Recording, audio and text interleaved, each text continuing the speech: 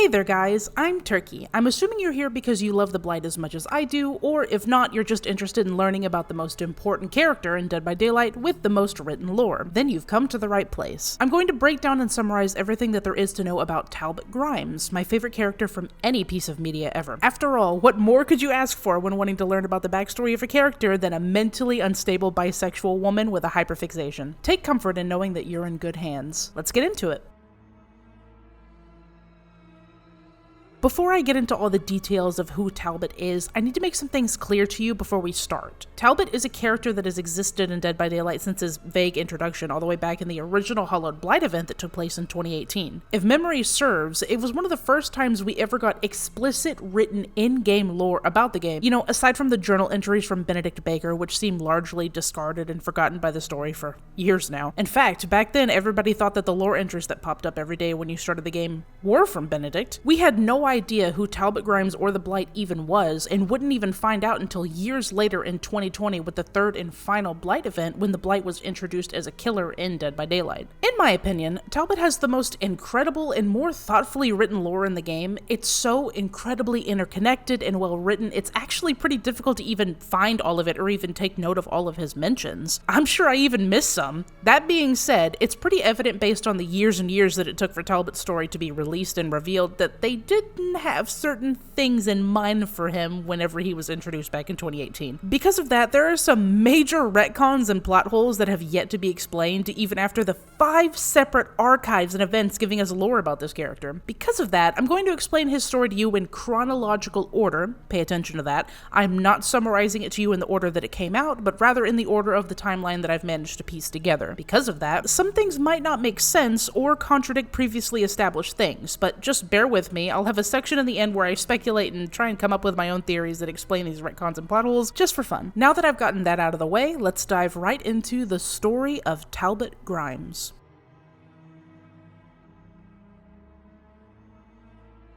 Talbot Grimes is someone who is very difficult to describe and even harder to place on a morality chart. He is a man of ambition and drive, of determination and curiosity, of hubris and short-sightedness, capable of incredible acts of kindness and compassion, and also inexcusable acts of callousness and immorality. He is a healer. He is a murderer. He dreams of ushering humanity into a period of peace and enlightenment and is willing to kill anyone who gets in his way to achieve it. Talbot Grimes is contradiction personified. To summarize, Talbot is a man of science who is fascinated with the concept of the unknown. He's described as very bright and charismatic and never had any problems making friends in his youth. Despite this, he always preferred the company of himself, choosing to spend time researching and exploring rather than socializing and making friends. During one of his explorations as a child, he mishandled a patch of foxglove, which is a flower that is poisonous and toxic to humans if ingested. Talbot was made violently ill after his tests with the flower and found himself fascinated with how a single flower could affect him so much. That is when his love for chemistry was sparked. When he was older, he attended the London School of Medicine, which, as far as I can tell, isn't a real school and was made up for the story. Considering the fact that Talbot was a child prodigy, it's safe to say that he was pretty young when he attended school. It was normal for teenagers as young as 15 to go to university back in the 1830s, and with a character like Talbot and his passion, it's very easy to imagine that he didn't wait long before going. It's also implied that since he traveled over 600 miles at least to go to university, he probably came from a relatively wealthy family and had the connections to get in from probably a really young age. I've done some research on medical schools in the 1800s, and while I'm far from an expert, here's what I was able to find. It was very easy to become a doctor back then. It usually consisted of about 5 to 7 years of apprenticeship with other doctors and hospitals, accompanied with attending lectures and taking exams. Regulations were very loose, and they were not very picky either. Their knowledge of medicine back then was also quite limited, and the fastest way that I can conceptualize to you how limited it was is to bring you back to 3rd grade science. Thanks to Talbot's Alchemist Ring add-on, we know for a fact that he was in school in 1838. I have no idea how long before or after he was there, but we know for a fact that in 1838 he was actively there. Did you know that DNA was discovered in 1869? Talbot Grimes does not know what DNA is. In fact, his studies predate it by over 30 years. Wouldn't you want him as your doctor? I know, I sure would. Oh, and by the way, anesthesia wasn't used in surgery until 1846. But anyway, during his time at college, he was reprimanded several times, and despite this, excelled while he was there. Cadavers, which are dead bodies used for medical reasons, were very rare back then, so grave robbing was very common by medical students so they could get some hands-on experience with actual human bodies. This is one of Talbot's many reprimands while there. Much like having what it takes to grave rob, he was willing to push the bounds of what humanity considered limits, and because of that willingness, he was granted a job at the British East India Company, referred to by Talbot simply as the Company. Now, unlike the London School of Medicine, the British East India Company was very real and very terrifying. I don't have the time to get into all the details in this video, but all you really need to know is that they held a monopoly on trade, amassed a private army that was twice the size of the British Army at times, and was once the largest company in the world, very involved in the trading of opium and very involved in the Opium Wars. Talbot worked at this company, and he was made head chemist within 7 years. That is when his archives start to take place and start telling his story.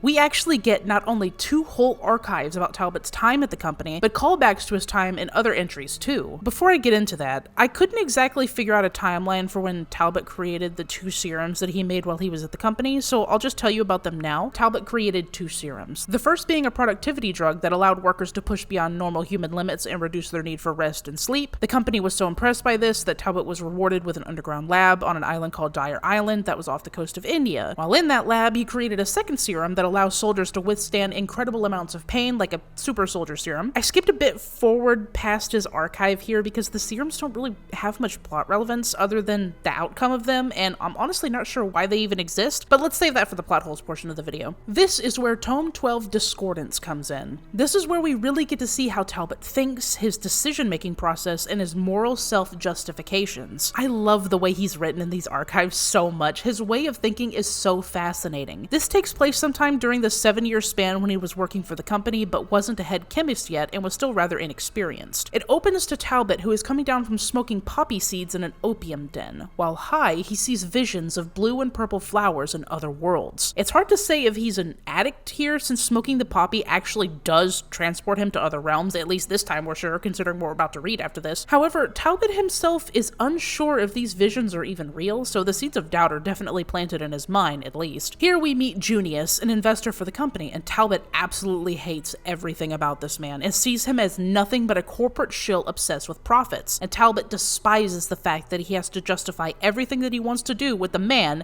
in the context of profits. Junius tells him that Talbot's expertise is needed for an exhibition because they've lost several other chemists and employees who never returned from their travels. Talbot follows Junius to a man named Tomas's house, someone that Talbot had actually gone to school with, who was an old acquaintance and rival. Junius thought that seeing an old friend would make Tomas talk, which is why Talbot was called. He is the only survivor to ever come back from an expedition, and he hadn't spoken a single word since. Talbot tries to get him to speak, but unsuccessfully. However, Tomas directs Talbot to his journal nearby, but at the sight of it, he starts screaming and is escorted out by the doctors. Talbot watches him leave, wondering what could have possibly broken a mind so stoic and brilliant. Talbot reads Tomas's journal and finds out that while Tomas had been missing for a week in his world, he had apparently lived an eternity in the entity's realm as a survivor. Not that Talbot knows what that is yet. Talbot doesn't believe it and thinks that Tomas simply went insane. He considers if it could be real, since there are hundreds or even thousands of journal entries, but concludes that it makes no sense. He thinks of Junius and considers how he reacted to Talbot's old friend Tomas, the man he had assumed was nothing but a shell for the company, only interested in pushing profits.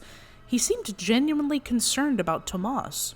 Talbot admits his humanity, despite how much he dislikes him. He realizes that the company provides Junius a shield and the anonymity to be someone else from who he really is, someone completely objective and able to change their morality. He thinks about how they are similar in that way, but is sure that even without the protection of the company, he would still hold compassion for others. But it concerns him that as he reads Tomas's journal, it does not come from a place of grief for his friend, but from curiosity, completely objective and emotionless. He argues with himself whether the ability to rise above his emotions in the pursuit of knowledge makes him less or more human, and comes to the conclusion that without empathy, humanity might as well be no better than insects.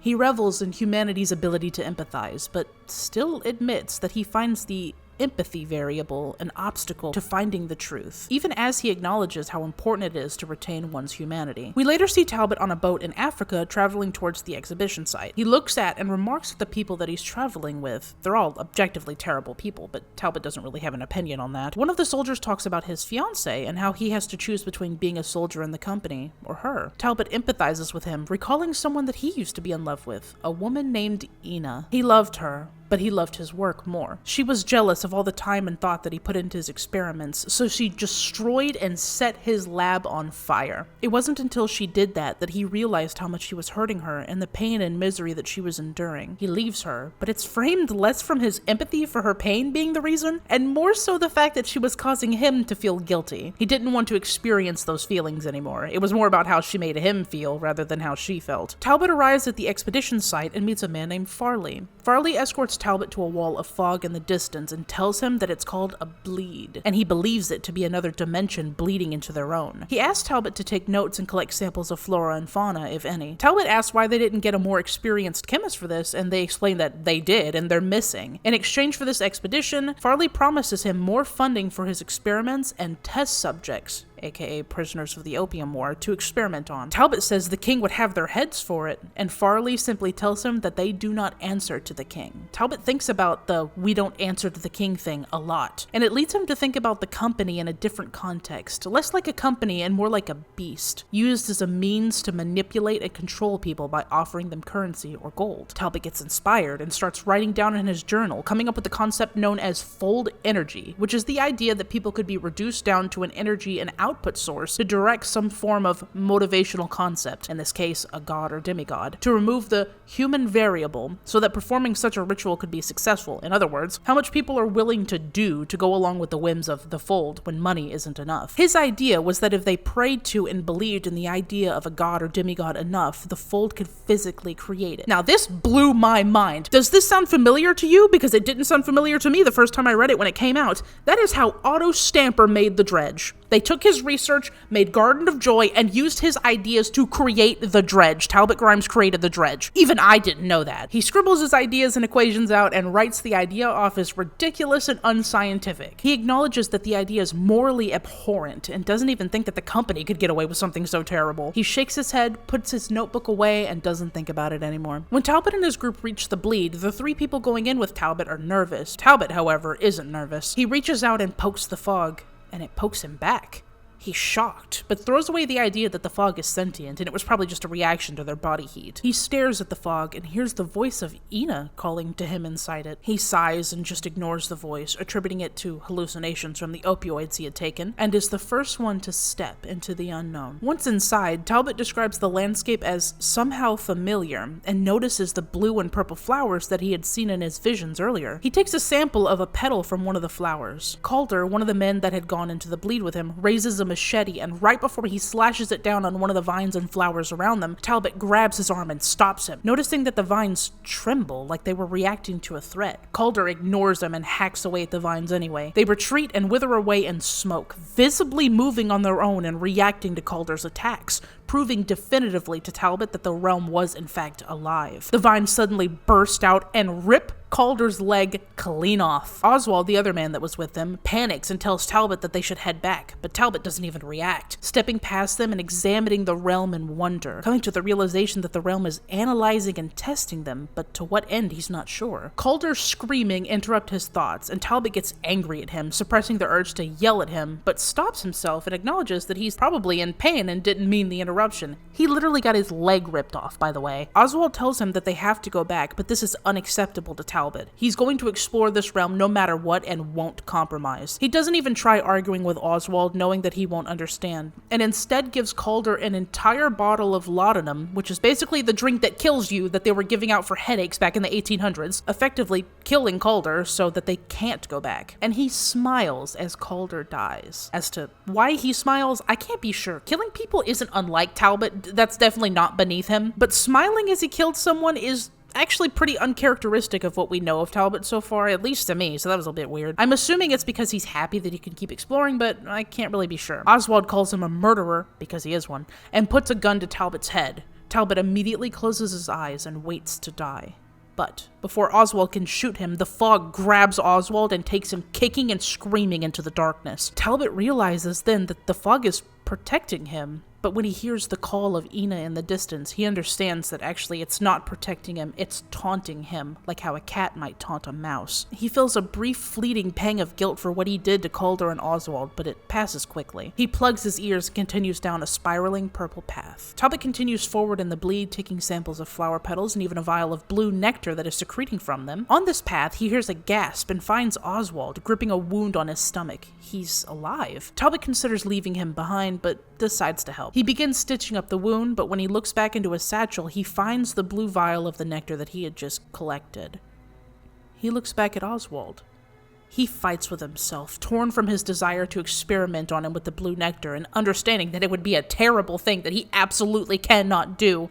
But he somehow talks himself into believing that he actually has no choice. He understands that he's lying to himself, and that he can't help Oswald without exposing him to an untested serum, but finds that he doesn't actually care. He convinces himself that he's trying to discover any medical properties that the serum might have, and that the company would actually thank him for the initiative. He can't wait for approval from the company. It might take years. This was his only chance. He lets a single droplet of blue nectar fall onto Oswald's wound, and he dies violently in a very similar way to Blight's Mori. You know how they bloat and explode into boils and pus? Talbot watches him die, amazed and fascinated. But suddenly, like a snap inside of him, Talbot realizes what he did and feels intense, immeasurable guilt immediately. Real guilt this time. He desperately tries to help Oswald, trying to think of a way to save him, but he knows that it's too late. The voice of Ina calls from somewhere behind him. "What have you done?" Talbot scrambles back and runs, charging through the strange world filled with terrible, conflicting emotions. What have I done? What have I done? Immediately after, he almost cartoonishly convinces himself that Oswald's life was less than the knowledge he could gain unlocking hidden worlds,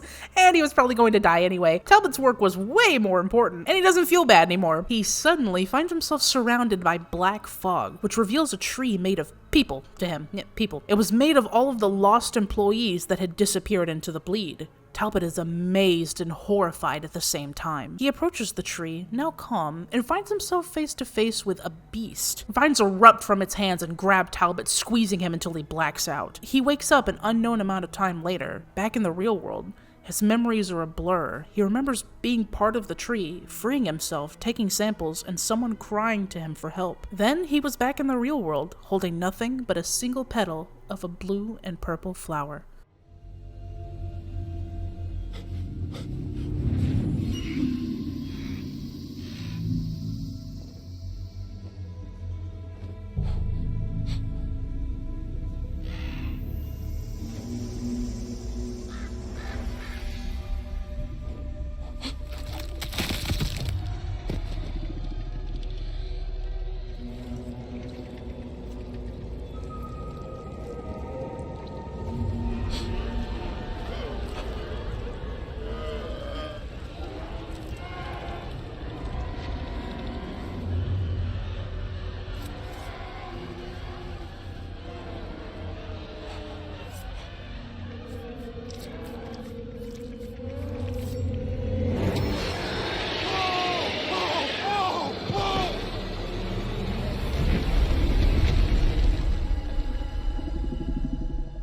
And that was the end of Tome 12. It's fascinating to read about how Talbot convinces himself that he's doing the right thing when he's committing irrefutably terrible acts. I actually particularly really love the part where he convinces himself that leaving his ex Ina was the right thing to do, yet it's not even really about the pain that he's causing her. It's how that pain makes him feel guilty. It's insane. His narcissism is so fun to read about and see how he implements it into his actions. I could read an entire novel about him just thinking about stuff. After his exhibition Into the Bleed, we then reach Tome 22, Anguish. This takes place an amount of time after Tome 12. I have no way of knowing how much. I don't think that he's head chemist yet because he doesn't have his underground lab, and I also honestly can't be sure how he makes the productivity drug squeezed in here somewhere either, but you know, plot hole section. Tome 22 opens once again to Talbot coming down from a high on poppy seeds, but this time his visions are about a dark black fog trapping and consuming him. He stops fighting and accepts it.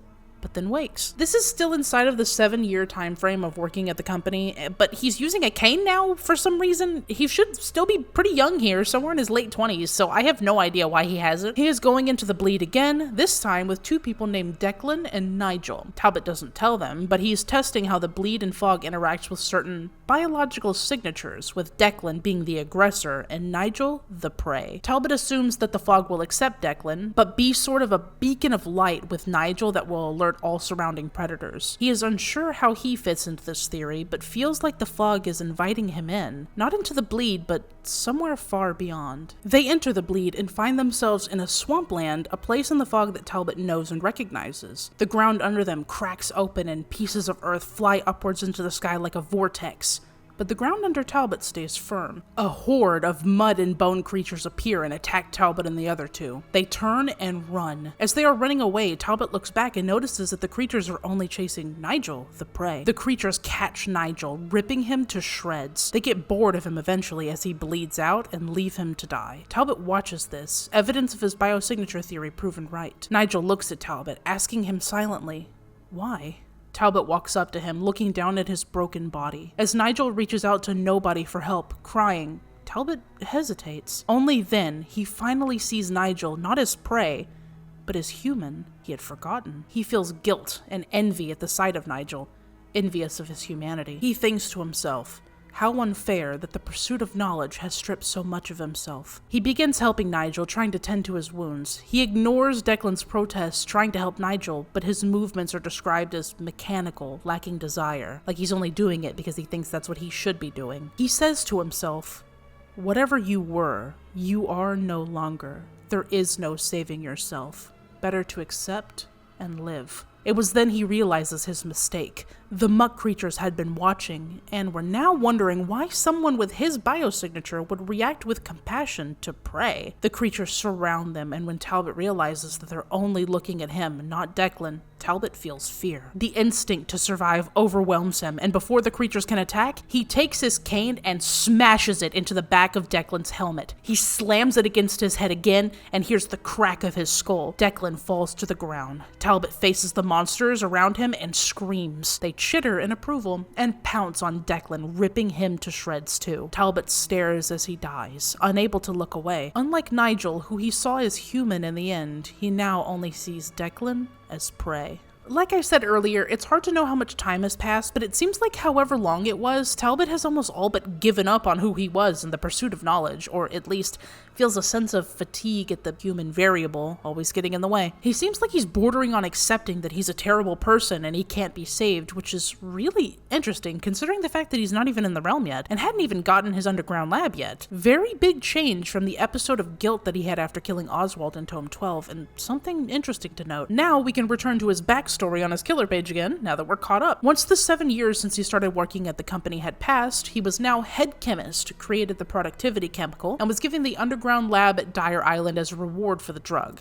This is where he finally began human experimentation with serums and concoctions officially sanctioned by the company. The human subjects were prisoners of the Opium War, experimented on against their will. I have no idea which war, by the way. I mean, presumably the Second Opium War, but his timeline is honestly kind of a mess here, so I can't say with certainty. Thanks to the human subjects, he was able to create a drug that allowed soldiers to withstand incredible amounts of pain, a super soldier serum. As to how he went from exploring the entity's realm and unlocking the doors between dimensions to making soldier no owie serums, I honestly cannot tell you. Side effects from the drugs were minor, but rumors of soldiers massacring entire villages and going insane got back to Talbot. He dismissed them as exaggerated war stories and refused to blame himself. While he was performing these experiments in the lab, he was ignorant to all the enemies that his work was amassing. During a trip to a city in India, someone hit him in the back of the head with a steel pipe and kidnapped him. When his blindfold was removed, he saw his captor. It was a sick man who showed him exactly what his productivity drug had done. He had taken Talbot to a mass grave filled with hundreds of bodies, every single one of them killed by Talbot's productivity serum. Talbot was horrified and couldn't defend himself. He curled up into himself as the man started beating him to death. His body was thrown into the mass grave and he was left for dead, but somehow still alive after the attack. He shifted in and out of consciousness, dragging his broken body along the mountain of gore and corpses, seeking an escape. As he collapsed for the final time, no longer able to move, he was met face to face with a dead woman's dazzling hazel eyes. He didn't have the strength to look away and was forced to face exactly what he had done. His eyes closed and everything went black.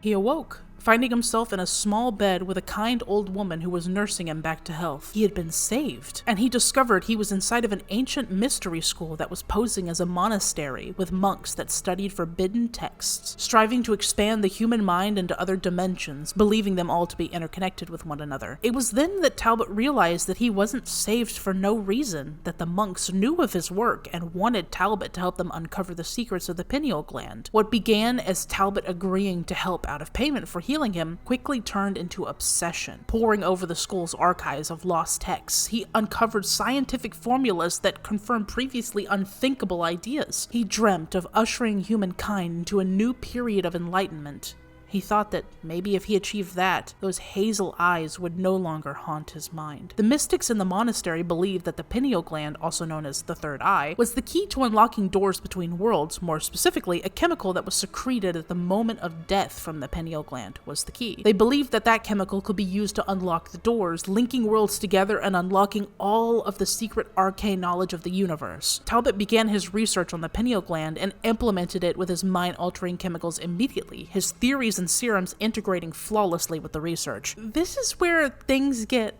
really confusing. I'm gonna be honest with you, I have no idea what caused the things that happened next. It's not explained, it's never been brought up again, and I have no idea or any theories that would make any sense. While Talbot was approaching a sort of breakthrough, the monks suddenly turned on him. Once friendly smiles and conversations suddenly became wariness and hushed murmurs in his presence. The last thing that he remembers was lying down for sleep and then suddenly being kidnapped and taken somewhere. He awoke in an opium den, his mind foggy and confused. He had no idea how he got there, the only thing he could remember being the beating of horse hoofs on cobblestone and a burlap sack over his head. The first thought that came to his mind was his research. He searched for it frantically, scrambling through the opium den and pleading for help, but nobody seemed to hear him or were too high to care. A robed figure suddenly appeared from behind him, plunging a needle into his arm, and his vision faded to black. This is where it's revealed that the mystics, aka the Black Veil, aka the Entity Cult, if you hadn't picked up on that yet, had been drugging him the whole time, keeping him in this den for reasons that we cannot explain. This would happen over and over and over until Talbot had no idea how long he had even been there. He awoke one last time, a faint memory of his research coming back to his mind, his notes.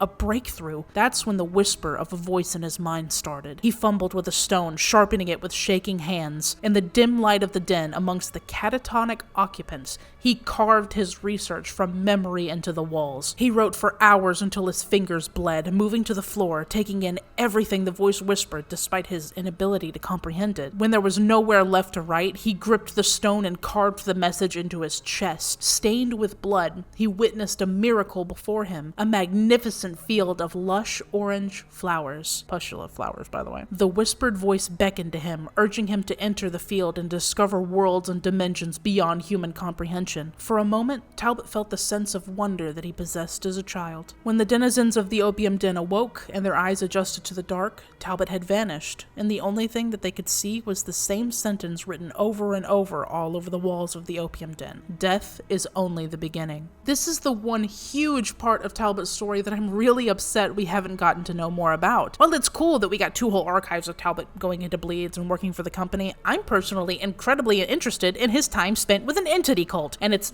devastatingly vague about what happened. For how huge of a role the mystics play in Talbot's story from here on out, I honestly cannot believe how glossed over this part of his life was. That's why, despite how short it was deserving of its own part in the video.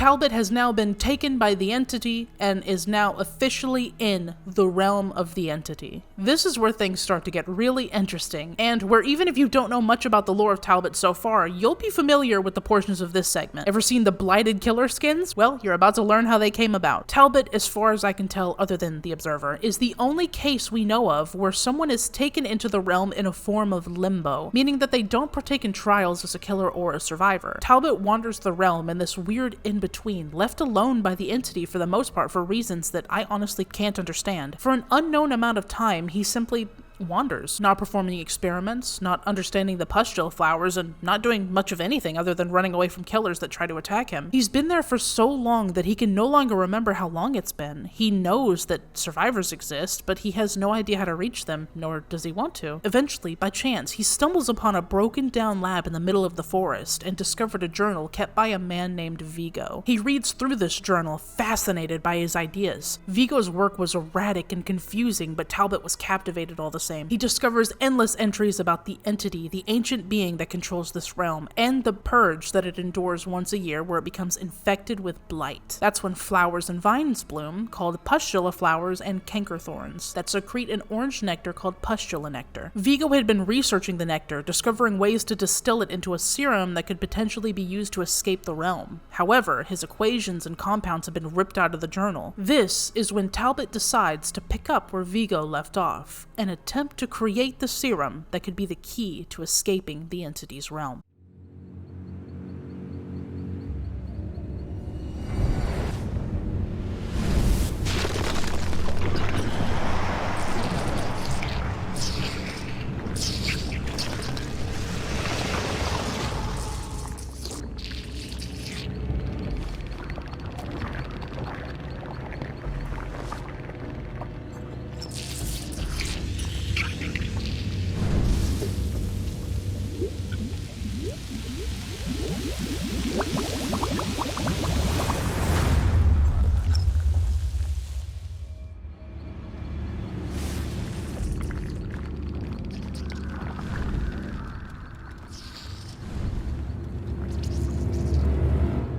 Sometime into his research, he is attacked by an unknown killer who almost kills him, managing to injure his arm in the process. Talbot understands that nowhere he goes in the realm is safe. The monsters always find him, and so he always eventually returns to the lab to continue his work. Sometime after he begins making serums, he makes a massive mistake. He injects the serum into a body of a dead rat that comes back to life, attacking his wounded arm and infecting him with blight. It was quickly after this moment that he began to lose himself. His memory starts to black out. His mind is less his own. The killer that injured him returns, and he can't even remember the fight that ensues. When he comes to, all that he can remember is chaining the killer to the basement. Realizing the strength and the power that his serum gave him, that is when he realizes that Vigo's research was right, and he was willing to do whatever it took to finish it. The killer eventually escapes against Talbot's will after injecting it with the blighted serum.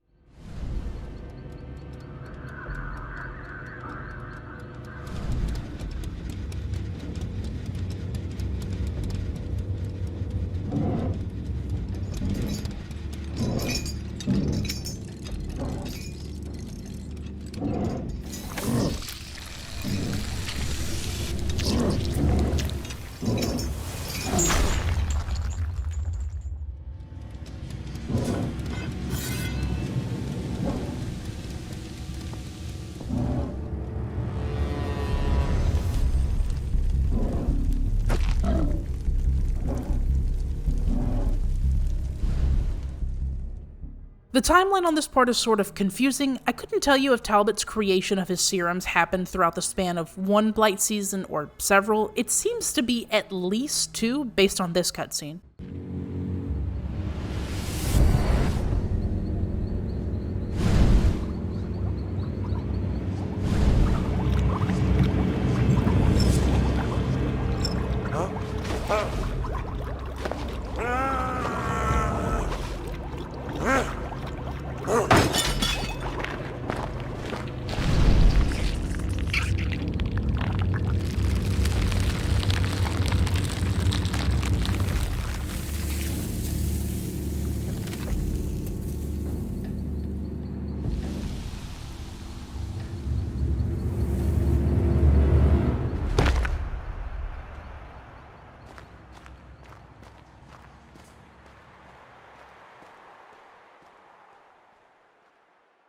But sometime after this, Talbot creates serums 1 through 32, capturing and experimenting on different killers for each one. As the blight season is coming to an end, Talbot grows desperate, and there is no line that he won't cross to discover the right recipe. He creates his penultimate serum, Compound 33, and travels to the Void, injured and desperate, and injects himself, hoping that it's the right recipe that will allow him to escape.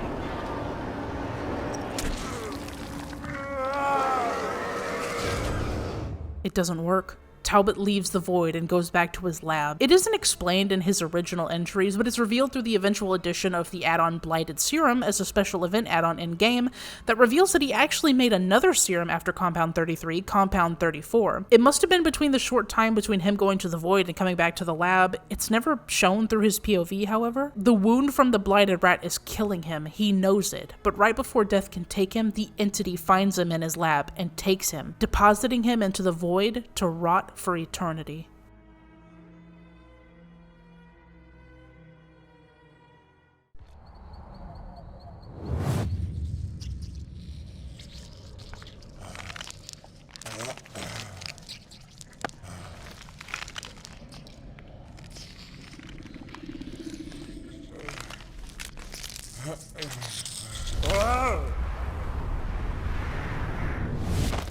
It's unknown how long Talbot spends in the Void, but luckily for us, we get several separate entries of his time spent there and get a lot of insight into how he slowly lost his mind. At this point, he is completely and helplessly addicted to the blight serums after constantly injecting himself with them so he could have the strength to capture and experiment on the killers. He wanders the Void, desperate for more nectar, just one more flower. As he wanders, memories start to return to him. He remembers the company, the mystics, and his experiments. The entity is taunting him with visions of pustula flowers that disappear as soon as he touches them. He eventually finds himself surrounded by thousands of his victims, prisoners of war that he experimented on. They attack him and throw him into a lightless cellar. I find it interesting that the people he killed from his productivity drug aren't mentioned here, only ever explicitly prisoners of war. Considering how much the woman with the hazel eyes haunted him up until this point, I'm not sure what it could mean, but they are never mentioned in any of these hallucinations in the Void. He thinks back to when he began his research into the pineal gland and the soul chemical. It's revealed here that he actually knew all the way back in college, which is weird because in his backstory, which released at the same time, it implies that it was the mystics that taught him about the soul chemical, but also in one of his callbacks in the Void, he remembers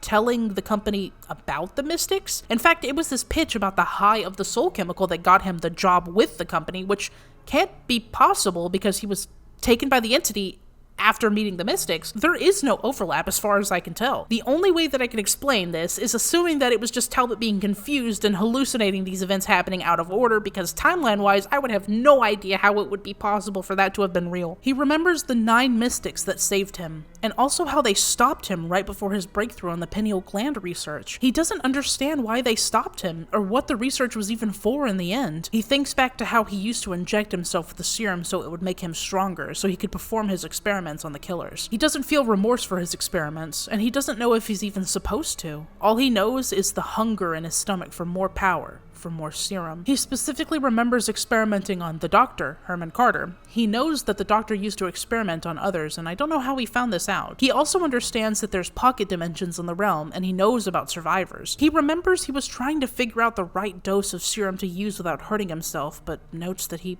very clearly failed. He also knows that the entity is watching him. All the while, he is wandering the Void and vaguely recalling the past. The entity is actively plucking him from the Void and putting him in trials. It specifically says that in said trials, he is either suffering or causing suffering, which reads, to me at least, I know a lot of people disagree with me on this one, that he was both a killer and a survivor in the trials during his time in the Void. We know for a fact that he was a survivor, but also being a killer is up for debate. I personally think he was, but I digress. He then has a callback to what I can only assume is when Compound 33 had failed and he had found one more flower in order to make Compound 34. He doesn't remember if it had worked, though. He is so desperate for one more flower at this point that when a voice in his head tells him that a flower is inside his head, he gouges his own eyes out trying to find it. He can still see somehow, even without any eyes, that being said. His desperation then reaches a point that he admits to himself that he would do anything for more nectar, including going back into the trials. Specifically mentions that he would rip survivors and killers apart limb from limb. This adds more evidence to the theory that he was also a killer in the trials before he was blighted, in my opinion. Later, he wanders through a mound of prisoners and addicts begging for opioids and drugs. He realizes that they sound like him, but he pushes the thought away. He doesn't blame himself for their death, saying explicitly that it wasn't his fault. The voice, presumably the entity, tells him to kill them all and he can have a flower.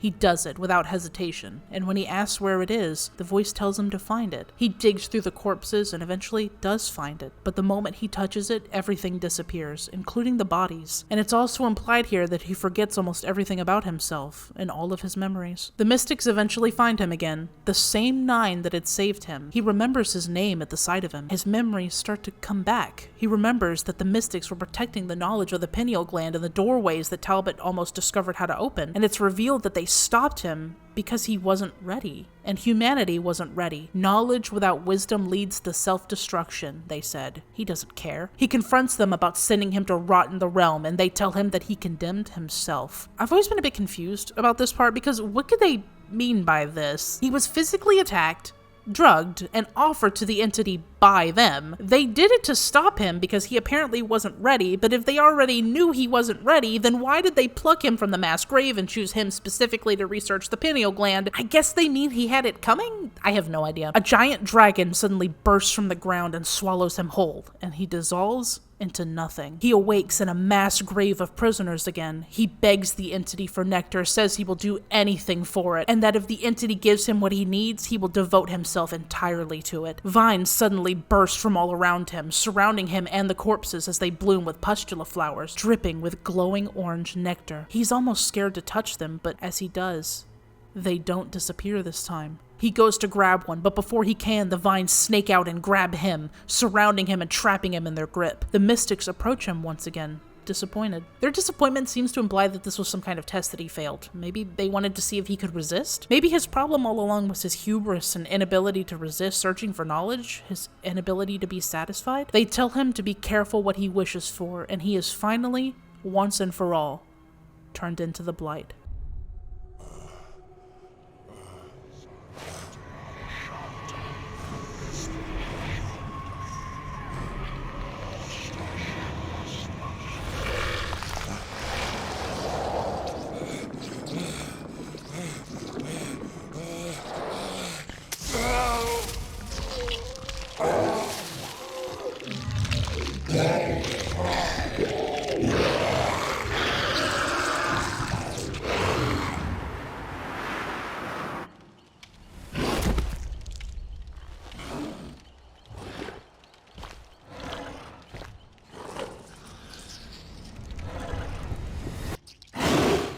And that, my friends, is the story of Talbot Grimes. This is everything that we know about him so far, at least until we get more lore in the future, which we almost undoubtedly will. His story is so incredibly interesting. The focus on the moral battle he has with himself and his attempts to justify willing to do anything in the pursuit of knowledge is so fascinating to me. The concept of a man who genuinely wants to better humanity and will cross any line to make it happen is so well executed in his lore that I couldn't help but fall in love with the character and his story. He has so many interwoven aspects to his lore that connect so many aspects of the realm of the entity together that it's hard to imagine the game without him. Bravo, Dead by Daylight. I am very happy we let you cook all these years. And now that that's out of the way, now we can get to the really fun part.